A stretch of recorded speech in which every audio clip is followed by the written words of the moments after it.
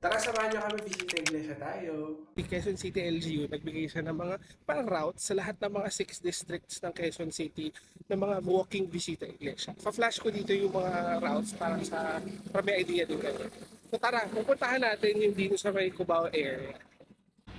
Our first church is the Our Lady of Perpetual Help Parish at 13th Avenue, Cubao, Quezon City. Then after a little over a kilometer away, we proceed to our second church, Transfiguration of Our Lord Parish, located at 18th Avenue, San Roque, Murphy, Quezon City. After a quick matcha latte break, we proceed to our third church, Our Lady of Miraculous Medal Parish, located at Legazpi and Camerino Streets, Project 4, Quezon City. If you can, please give a donation to this church kasi nagre-renovate sila ng kanilang parish. After almost a 2-kilometer walk, we proceed to our fourth church, the Diocesan Shrine of St. Joseph, located at Aurora Boulevard, Project 3, Quezon City. Dito lang to sa labas ng Anonas LRT2 station.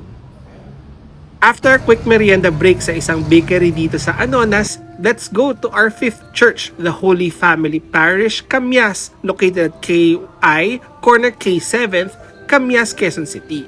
This parish is also seeking donations, so give if you can. Then after less than a kilometer away, we proceed to our sixth church, the Nativity of Our Lord Parish, located at Ermin Garcia, Cubao, Quezon City.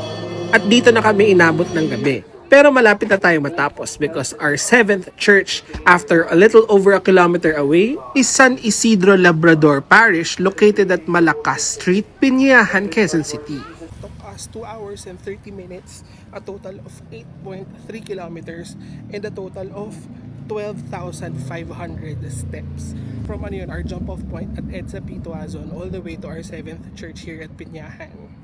Tapos, maglalakad na lang kami going to the EDSA carousel going back to Cubao.